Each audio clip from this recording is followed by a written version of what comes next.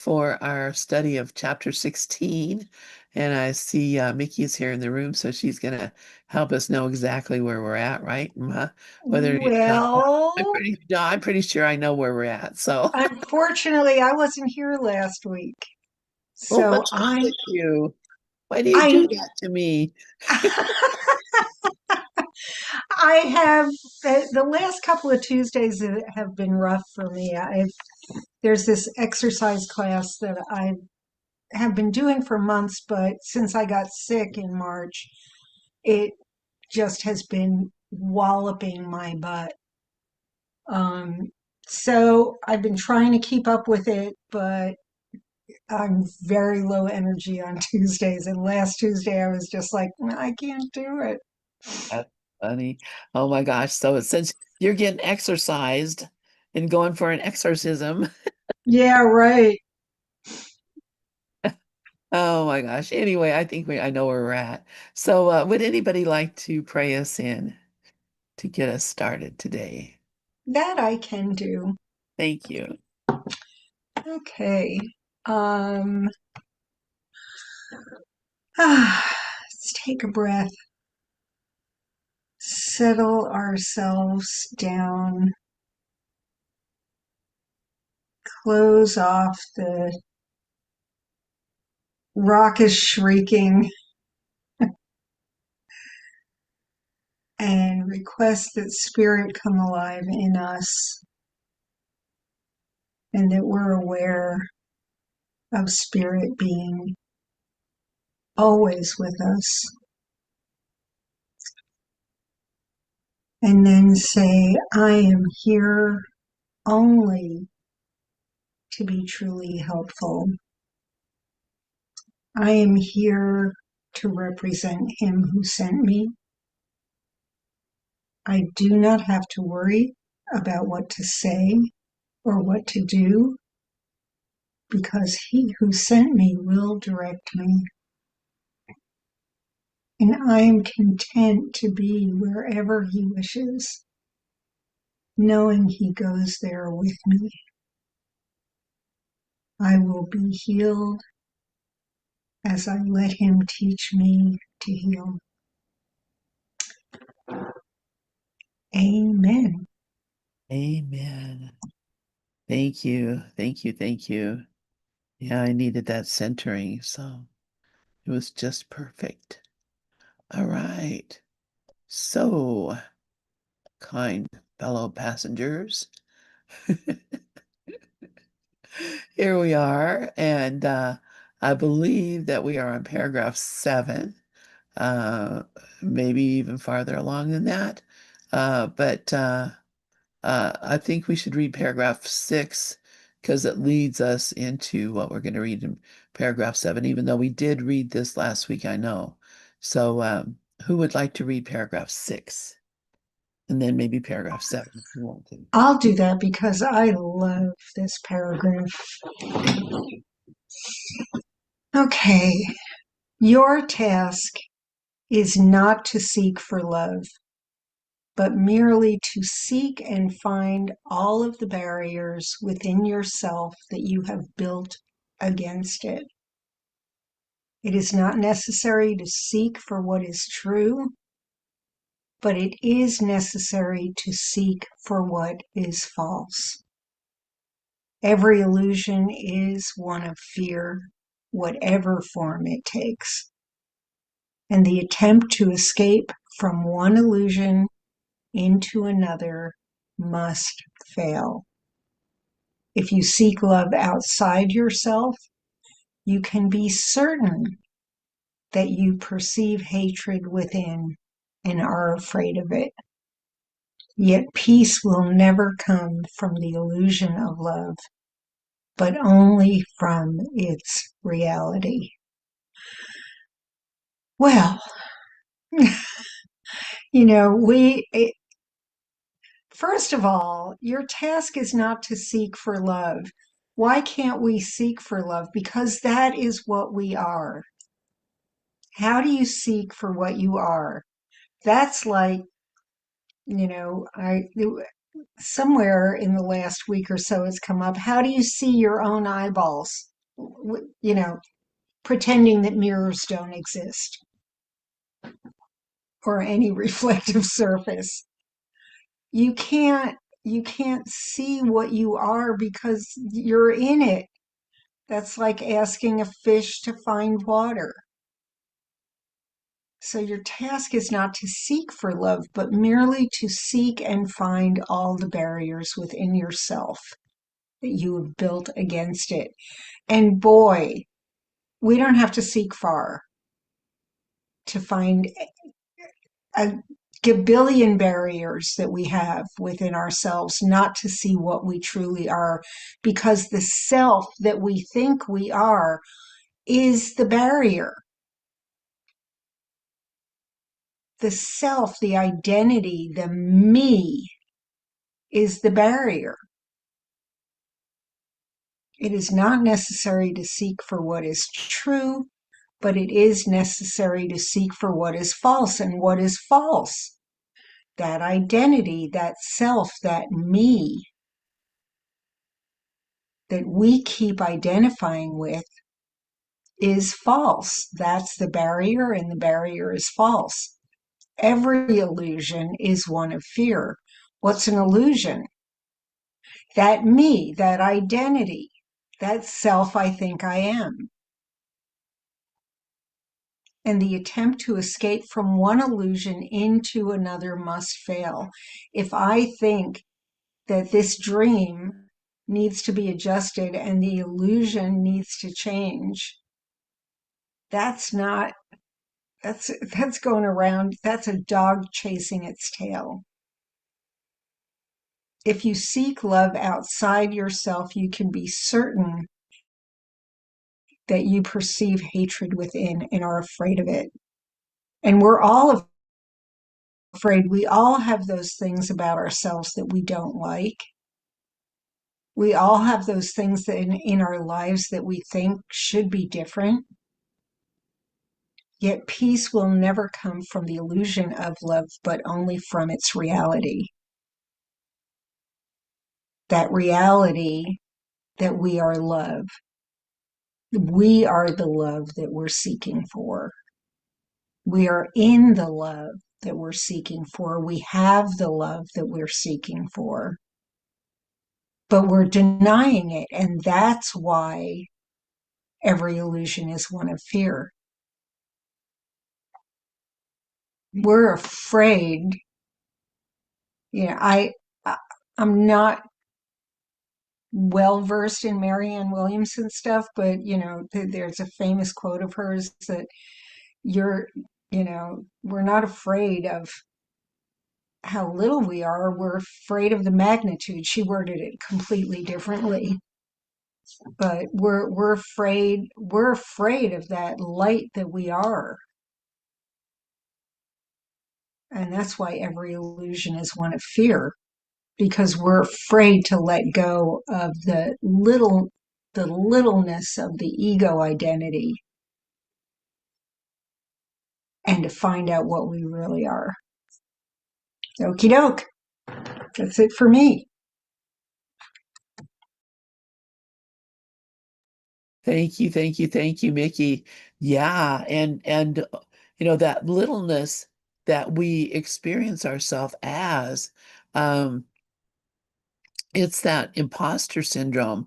You think that to say or to believe that you're the Holy Son of God, that you have the power to heal the sick and raise the dead, that you have the power to move mountains, or even to change your own mind.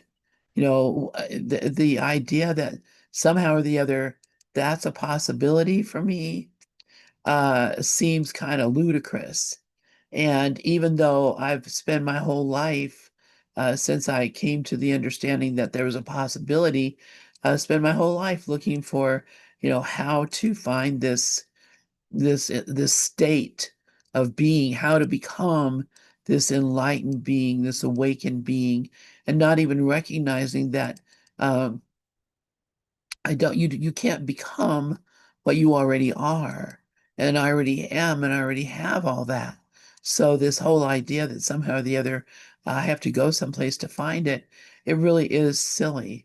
But of course, I don't recognize that because I'm, believing this story about myself, which it seems like, oh, maybe someday,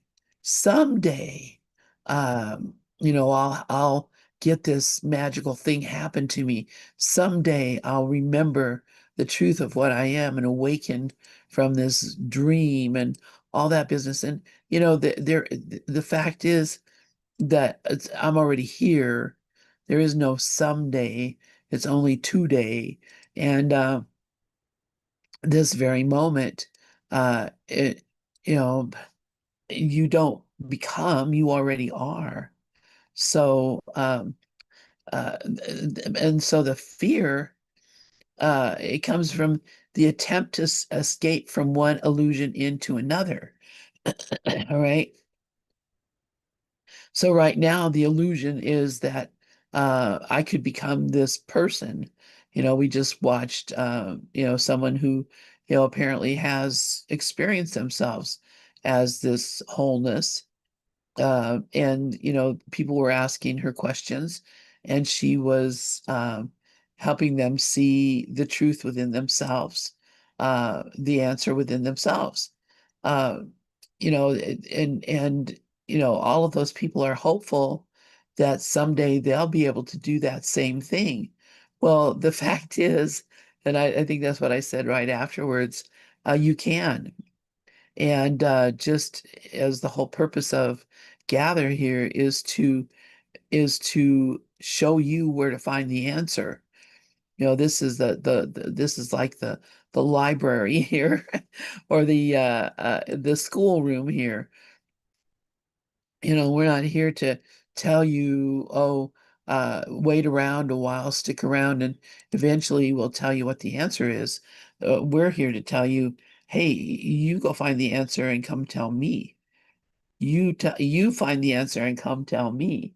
And I I don't know, I think that was Dove's purpose in starting it. That's my purpose for keeping it going the way it does. Um, we were watching Helen Hamilton song earlier. I can send you the link to it. Sharon sent it. So but yeah, she's a lovely lady, and I absolutely believe that she's authentic in her every action and word. Um, and she knows that those people know the answers too. She knows that those people already have the answers too. She's just doing them a kindness by helping them along the way. And I don't, I can't argue with that. I can't argue with that at all. I'm just much a maybe I just expect that you can find the answer yourself and that you can tell me the answer. All right, so your task not to seek for love, but merely to seek and find all of the barriers within yourself that you have built against it. And it's not necessary to seek for what is true, but it is necessary to seek for what is false. So that's our whole purpose here, is to look at the false and recognize that it's a false. We recognize that it's not the truth. And when you look at the false and recognize that it's not the truth, then the next false comes up and you look at that, and the next one comes up and you look at that, and you continue to look at all the falsehoods in your thought and your memory, and reaffirming the truth of what is true and the falsehood of what's false. And so as you throw away all the, you're doing the little Marie Kondo of the mind there, where you're looking at your thoughts like Marie Kondo. I don't know if you're probably all aware of that. I think she's Japanese. Anyway, she has a system of cleaning and sorting your things, your objects, the things that you have, your clothes or your, books or whatever it is. And it's kind of a way of what do you call it? cleaning, I guess, um, uh, getting rid of a lot of stuff in your house or something. So, but how she does it is that, um, if it's clothing, she puts it all out. I'll put all their clothing out on the bed. And then you pick up this shirt and you look at this shirt. Does this bring me joy? Does this shirt delight me? Is this shirt, giving me, a warm, fuzzy feeling? If it is, I'll keep it. And if it's not, I'll send it to the Goodwill.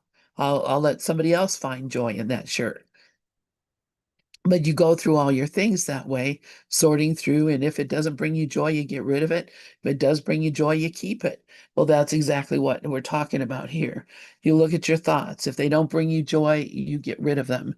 You say, that's not my real thought. It doesn't, these are just the stories I'm telling myself. You can let go. If it does bring of truth, if it does bring you joy, you keep it. So that's what you're doing. You're seeking and finding all the barriers within yourself to the illusion, the knowing of love. And Mickey has her hand up. Go ahead, Mickey. Oh, I took it down because I put it in the chat, but um, it's the same thing as the Course tells us to do. Find the difference between the valuable and the valueless. We're sorting out in our minds what is truly valuable and what is valueless. And we can basically use the Marie Kondo method for that. Does this spark joy in my mind and my heart? Do I know this to be the truth? Anyway, that's all I Yeah, had. yeah. Thank you. Uh, I know it's funny to take those examples from the world, but that's exactly what that is, in my opinion. It's like, checking it out. Is it worth keeping or is it valuable? And I will not value what is valueless, and what is valuable belongs to me. So it's just seeking getting rid of the illusions. So does anybody else have any thoughts on paragraph 7 or paragraph 6 before we move on to paragraph 7? All right. So paragraph 7, who would like to read paragraph 7?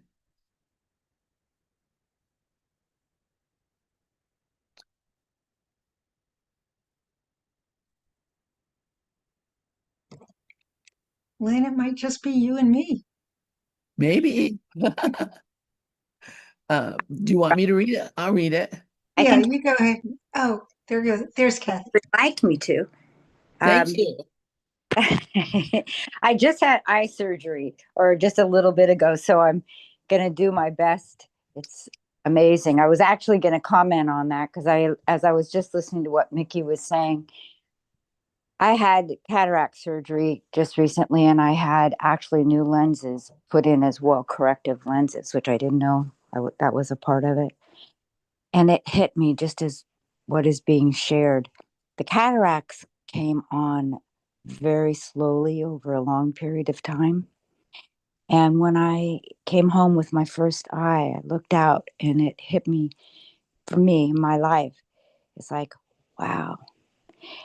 The loss of my eyesight over a long period of time happened so slowly. I knew I wasn't seeing as well as I used to, but I had no idea how much sight in the big picture I had lost. And as I'm healing through this, everything I'm looking at looks different. Of course, yeah, I am looking at everything and scrubbing and going, oh my God, oh my God, oh my God. But I'm applying it to my life and really my heart.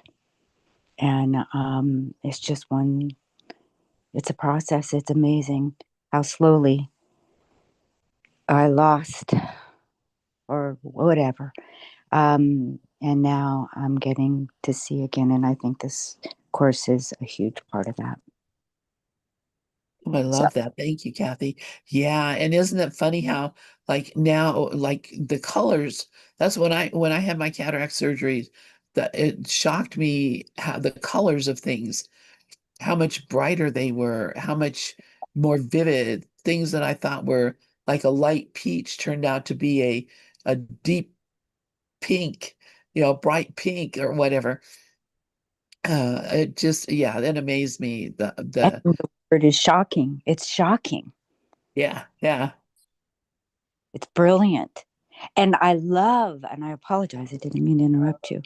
That's okay. Um, but that's it. And my love of color, of all things that I appreciated, I truly did. It's like, whoa, it's just, wow. It's a whole new world. I feel like I'm in Disneyland. What is it? The small world, whatever. It's just opening. It's amazing. So I could go on, and I want it for everyone. And it's shocking. And what I had done, you know, how they say Medicare covers for our cataracts, but in order to get the new lens, it comes out of pocket. And I was shocked. I wasn't prepared for that because I have a lot of financial things hitting me right now. And it was one more thing. And the surgeon stared at me and he goes, "Why wouldn't you do this?" And of course, I'm caught in the middle of knowing I'm not a body, I'm free. And yet, I watched myself, I had to process and go, wow, can I do this? Heck yeah, spend the money on my eyesight, which I love. Everything I do in my every day is connected to my eyesight, but it's a vision beyond that. And I just want it for everyone. Thank you, Kathy. I love that. Yeah. Okay, so I will do my best here. Recognize this, gathering my heart here. For it is true, and truth must be recognized if it is to be distinguished from illusion. The special love relationship is an attempt to bring love into separation. And as such, it is nothing more than an attempt to bring love into fear and make it real in fear. In fundamental violation of love's one condition, the special love relationship would accomplish the impossible. How but in illusion could this be done?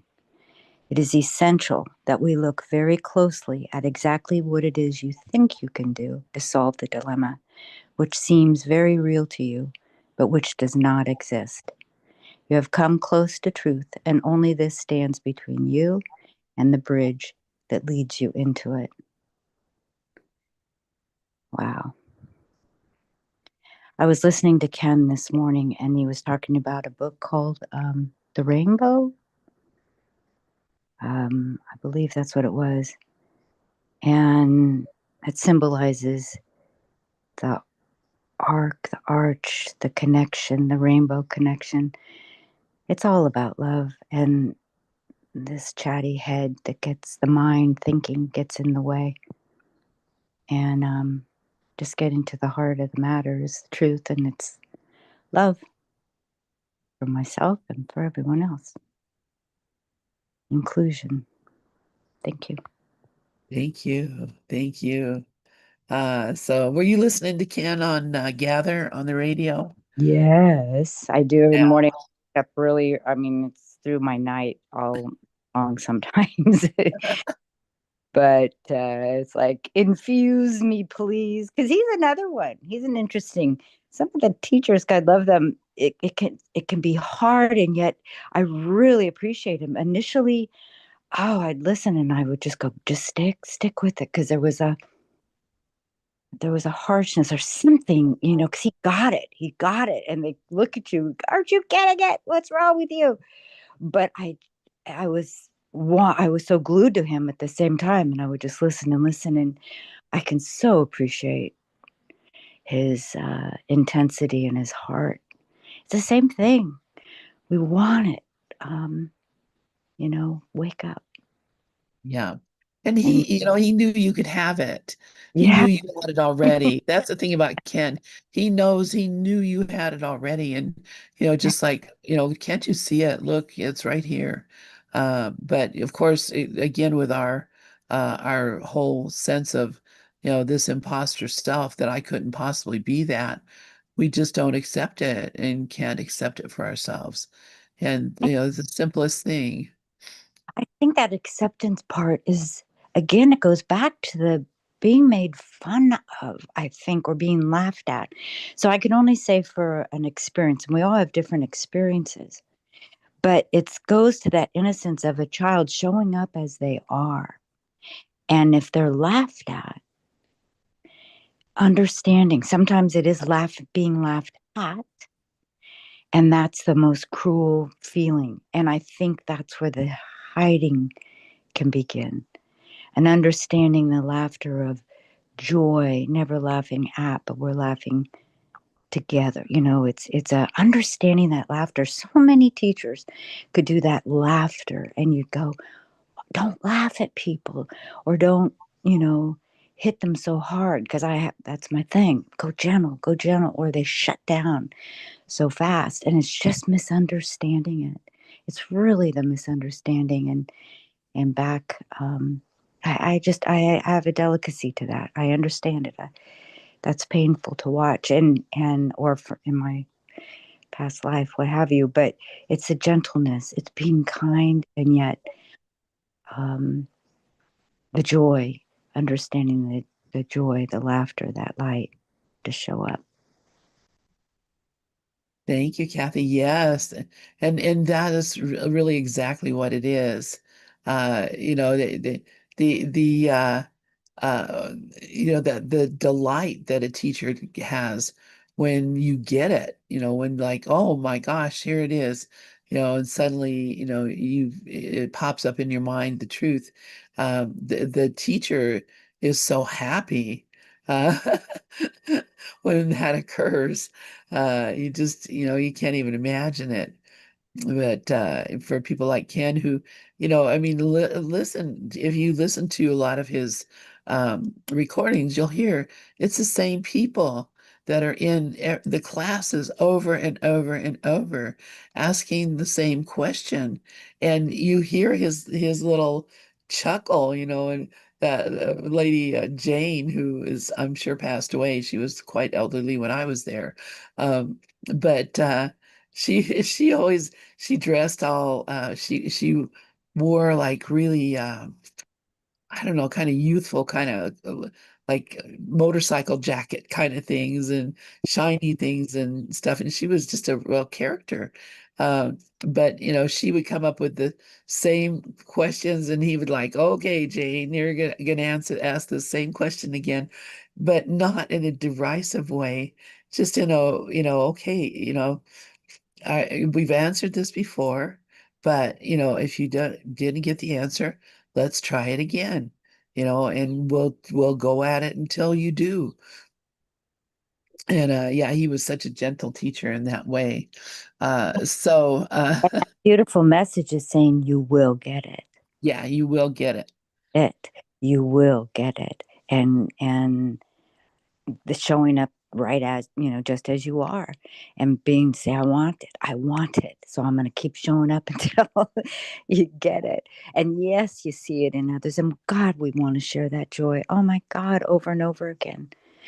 And I slip in and I slip out, and I think every time I slip out, it's harder than ever, because I've been in it and I understand.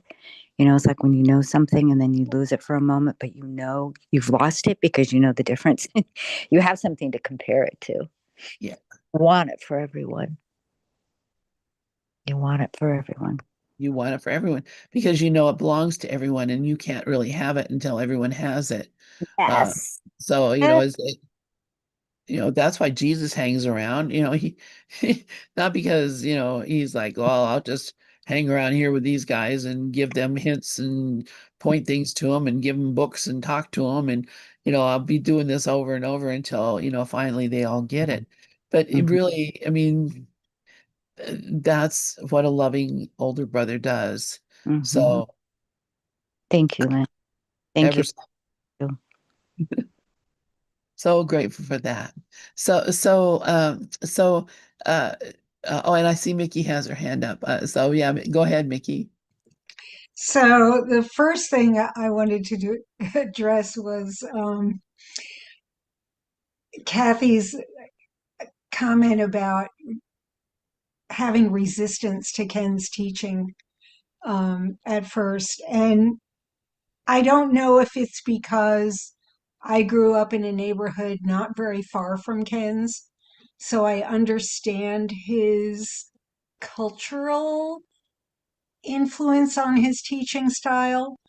But a lot of people think that he's yelling when he teaches. And I heard him explain once. He said, I just get so excited about this stuff that I get kind of loud. And I think, and it's that loud New York brash. It's not, people think New Yorkers are, mean or I don't know what, but having grown up there, I find people from New York to be some of the most loving people I've ever met. And it's just that they're loud about it and they just get very excited when they're talking. And, it's just funny. You gotta, I guess, people who didn't grow up in that kind of culture have a lot of resistance to him. But really, I find him so loving and so gentle and so incredibly kind with the people who ask the same things over and over and over again. So just hang in there. Anyway, what I wanted though to talk about was a couple of sentences in here in this paragraph. The special love relationship is an attempt to bring love into separation.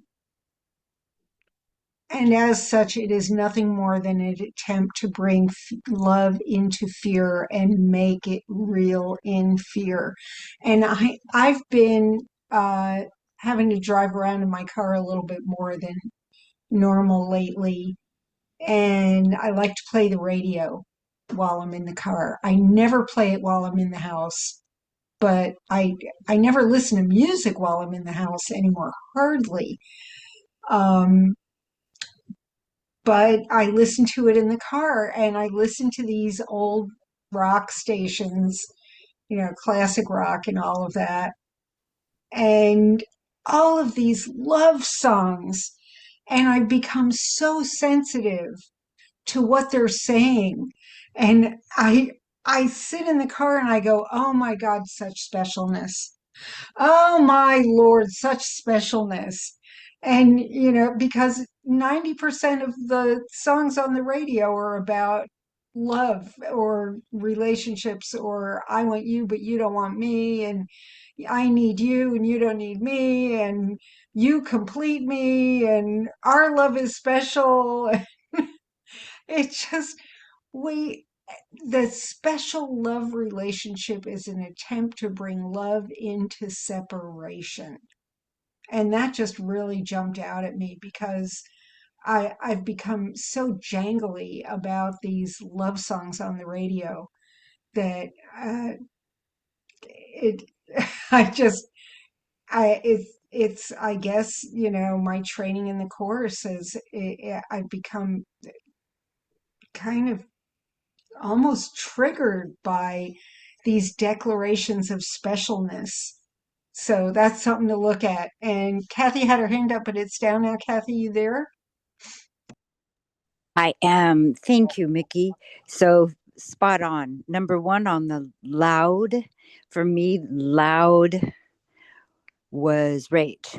The loud, and so you seeked for the quiet. So the initial to that, someone sharing in joy, but in that loud way, was a fast hit. It was a misunderstanding once again, as I said.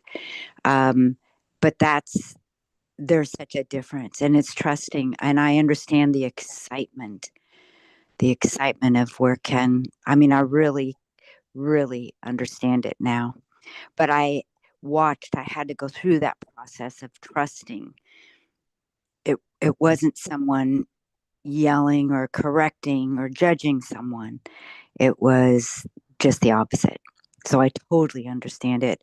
And again, I love that way of expression. I love those that communicate that way. I really get them, but how quickly it can be misunderstood. And yes, on the music. I grew up in a household where music was also blasting.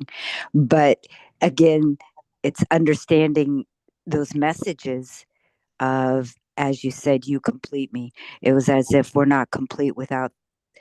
It's interesting because we're really kind of saying the same thing and yet completely different. It's just not the specialness. We're all special. We're all a part of the whole. And it's just a little twist on a word that can mean so many different things. It's just a misunderstanding. And of course, I always go back to the Beatles because they said, I just love those guys, and their message is just, when we keep it so simple to understand that. So it's so powerful. And thank you. Thank you, Kathy. And it's so funny. You guys are reminding me, before when we were on Pal Talk, before we came on to uh, primarily YouTube, the uh, Dove used to teach all the time. Dove used to be on every day. He would have um, different programs. He read, he did a lot. He and I taught together for, years. I've got hundreds of recordings of Lynn and Dove. Um, anyway, but people would come and say, I'm not going over there on that gather to have that old man yell at me. Because Dove, when he would teach, he would be like he was very vocal, and people thought that he's just yelling at us. Why would we want to come over here and just listen to him yell at us? But that's that New York thing that Mickey was talking about. Because Dove was also raised up in New York in the same kind of area, and had that same, Rafi has that same kind of way. So anyway, it doesn't matter what the voice is. I've heard Dove in my sleep. He's been, my teacher for all these years since I've been here. Um, and but I see Mickey's hand up, and Kathy, I just want to just dive back into this reading. Um, it says what Mickey read, the sentence as such is nothing more than an attempt to bring love into fear and make it real in fear. And then the sentence three says, in fundamental violation of love's one condition, the special love relationship would accomplish the impossible. And what is love's one condition? What is the one condition of love? Is that it is one. It is equal. It is for all. There's nothing that is different between love and love. That's my opinion of that. The one condition that is love's one condition is that it's all the same. And so if we're experiencing it as different, it can only be in the illusion. So when he says it is essential that we look very closely at exactly what it is you think you can do to solve the dilemma, which seems very real to you, but which does not exist. You have come close to truth, and only this stands between you and the bridge that leads you into it. So the one condition that I am not allowing is that it's shared. It's the same thing. There is no there's no special of love. And Anyway, Mickey, go ahead, and then Kathy. I have an aside after this, but you're right. In fundamental violation of love's one condition, which is there is no separation. And what the special relationship does, it is an attempt to bring love into separation. But I have to give you a funny aside here. Dove and I were born in the same hospital. Wow. And I've never checked with Rafi, but we were all born in the same small section right above the Bronx. And I, Dove and Rafi and Ken all got the yelling gene. I don't know how I avoided that, but but I'm told that sometimes I actually speak too softly, and that my voice doesn't project enough. So I thought that was really funny. Thanks. That is very funny. It's cracking me up. I find that I bet you were. I bet Rafi was born in that same hospital. He has mentioned, I believe, what hospital he was born in, but I can't remember the name of it. So next time we see him, we'll have to hit him up on that. Kathy, yes, please go ahead. Thank you. And I love the wisdom. I love the wisdom in the rooms that come through everyone. And Rafi and Dev, I've always really been drawn towards that. And I was just going to say the difference with the yelling is it coming from love. And when yelling, I can feel the difference. Just being aware of the difference. If yelling is coming from a place of um, like I say, judgment, rage, attack. But when the yelling is coming through that understanding of a loving message, it's the difference. It's the difference. One really pushes you away, and one keeps the door open. And yeah, so I welcome the yelling, the joy, the loud, the happiness, loud noise with children playing. Go for it. Yeah, the life living through us. And it can be joyful and boisterous and wild and loud. It can be so many beautiful things. And it is. So that's the beauty of it. Okay, we have about 15 minutes. Uh, Let us read paragraph 8. Who would like to read paragraph 8? I think it's my turn. It's your turn. I was going to say something, but I knew you'd out yourself. I knew you would out yourself on this one. Go ahead. Were you going to say it's my turn? Yeah. Okay. Heaven waits silently. Oh, forgiveness is, how does that go? Forgiveness, on the other hand, is still and quietly does nothing.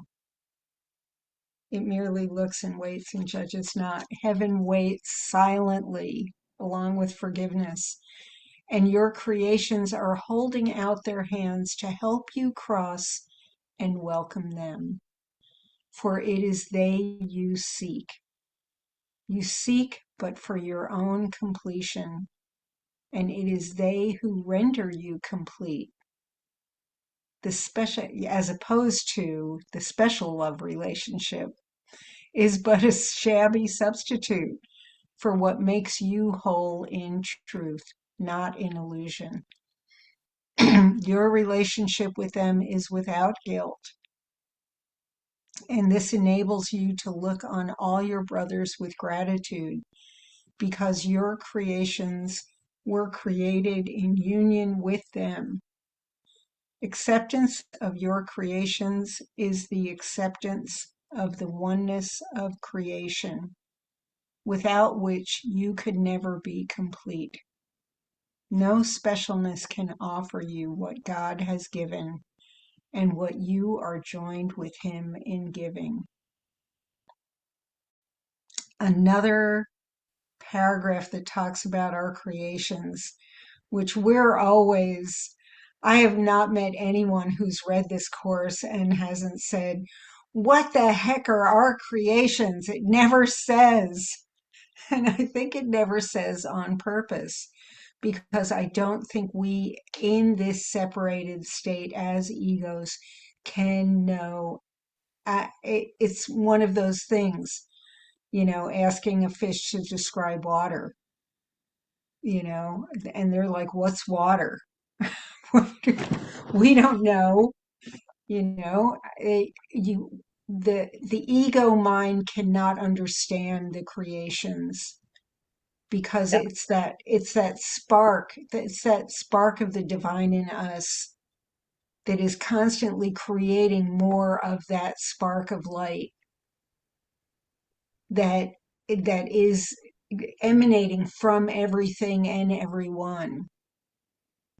This is, and I'm guessing here, because it never says in the course, and this has just been my experience of knowingness, I guess. Our creations, they don't have hands, and that's like God doesn't have eyes to cry, and you know all of these things, metaphors in the course that are talking about our creations are emanating back to us what we have emanated to them to help us understand the light that we are, and it's this constant give and take. It's why giving and receiving are the same, because the light of our what we create, the spark of the divine that is always coming back at us, and that's why our creations seem to be holding out their hands to help us cross and recognize the energy that's coming back to us. I don't know. I could be blathering nonsense at this point, but we're seeking this completion. We're that, like I said, from those music things, you completely complete me. We always think the ego can never be complete because the ego has put up that barrier to love that renders it incomplete. And it's when we drop those barriers that we understand the energy that's coming back to us that renders us complete. And the special love relationship is never going to do that. It's our relationship with our creations that is without guilt and can never have guilt. Special love relationships are built on guilt and lack and need and want. And all we can do is understand that spark of the divine, that light that is constantly in communication with itself and others, and what is being created by that and is coming back to us, that we have to understand that is in every brother. And that's why we're grateful, because that same spark and that same light is within all of us. No specialness can offer you what God has given and what you are joined with Him in giving. There you go. Thanks. Thank you, Mickey. Thank you so much. A few things occurred to me while you were speaking. First off, to the fish who are wandering around saying, "What are you talking about? What are you looking for? Water? What are you talking about?" Anyway, the other thing that being that imagining our creations. All right, see this world that we made. Do you see this world that we made? Look around you. See the world. This is the world that we made. This is the world I made. That is my world that I made. Now imagine if I had made this world with only love. Imagine if I had made this world with only love, and there was nothing in this world but love. That all that's happening in this world is the communication of love. Love being communicated to love, love saying to love, I love you. Love saying to love, I'm grateful for you. I love you. We are the reality of this world. That's how I imagine our creations.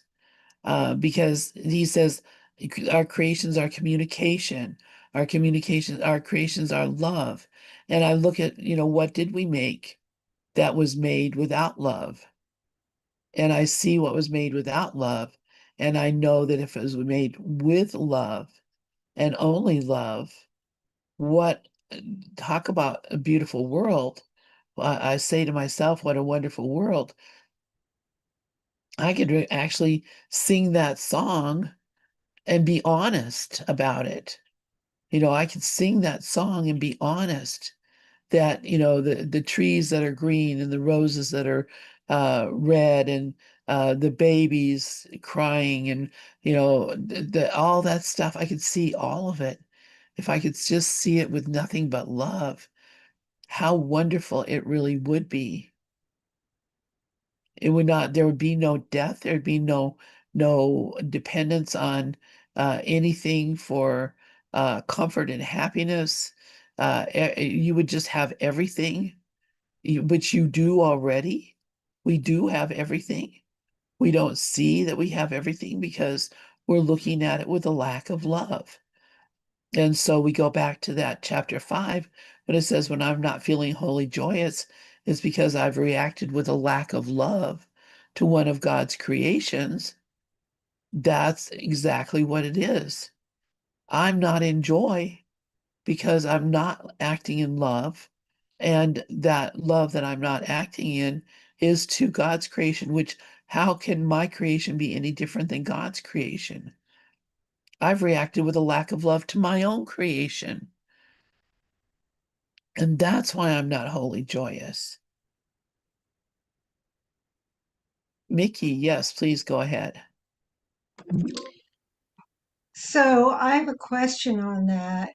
And I'm not questioning you or what you said, but it's genuinely a curiosity or lack of understanding.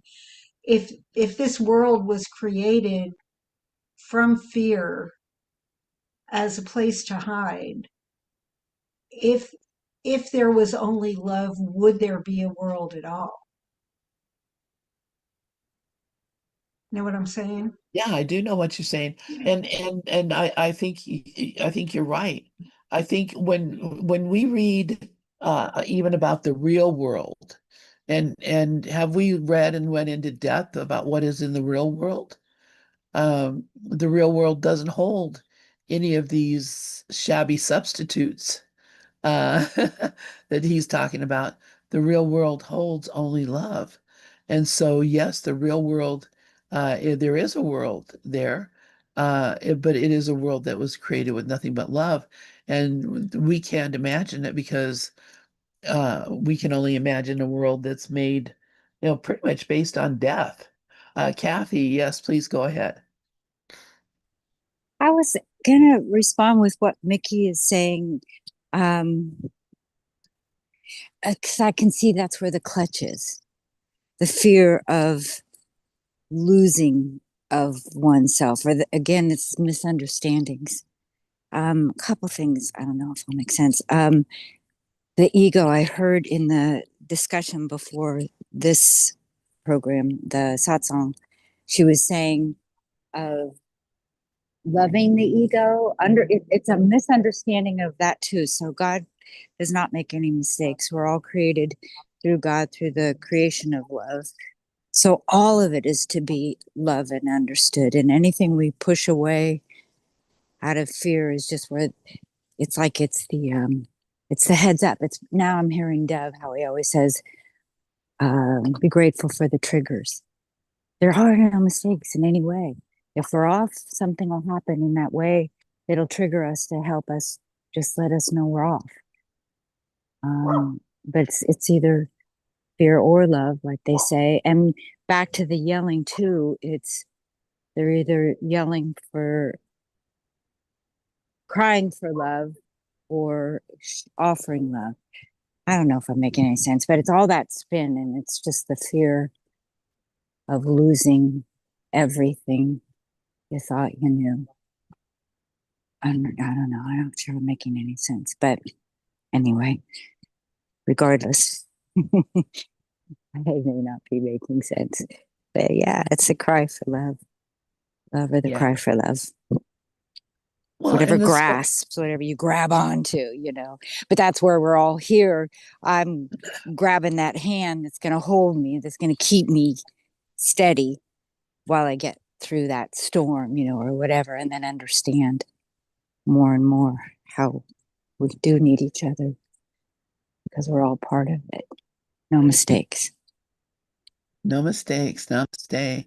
And it's really interesting that um, the uh, the course, wherever people got the idea that you're going to lose everything, you're going to be gone, you're going to be dead, or you're going to be enlightened, and so you're not going to have a relationship with your children anymore. Where does that idea come from? That is like a totally made up idea. There's no place that it says it anywhere in the course, no place that it says it anywhere in anything I've ever read. Everything I've ever read said you're going to have a better relationship. You're going to have a deeper relationship. You're going to have a more loving relationship. You're going to have a kinder relationship because it is a real, authentic relationship between yourself and the love that is your children. And he says, everything, I'm keeping everything for you, all the love.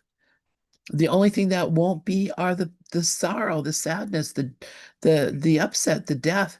That's the only thing you're not going to be carrying with you. So, and why would you want to carry that with you? Let it go and just let the love be. Yeah, Mickey, please go ahead. I think that those fears are are just projections of the ego for something, for some reasoning for resistance. It's just, uh, I don't, has anybody ever really said that? I'm going to lose everything. It's an idea that comes through to us.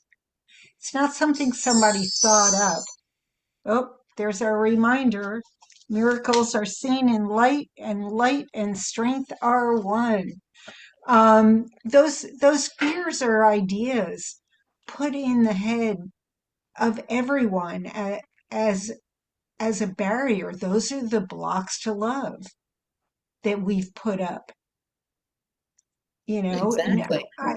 I have never said that I'm going to disappear, but that thought has come into my head, Yeah, and thought, and I've but I always say no, that's not true. That's a ridiculous thought, and that gives credence to the people who say those thoughts are not your thoughts, because who we know that that's not something that came from us. We know those fears of, oh my God, if I awaken, I'm going to disappear. I'm going to go poof, or or I'm not going to love my kids anymore, or you know, I'm going to become so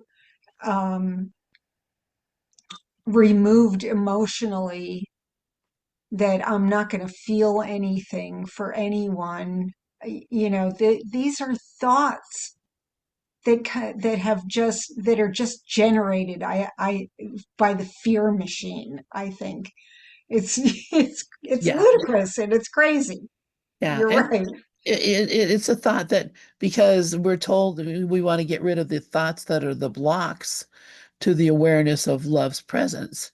which we just read just a few minutes ago. So if I want, what are the blocks to, well, my kids always having trouble, or my bank account not being good, or the politics not being good. Those are the blocks in our mind to the awareness of love presence. So we think, when those things are gone, the kids will be gone. The politics will be gone. The car will be gone. The bank account will be gone. That's what, where did we ever get the idea? It's our thoughts about those things that change. And that's what's so important. So I see that Shirley is here for her Mhm. hour. I'm going to go ahead and Yes. close out this.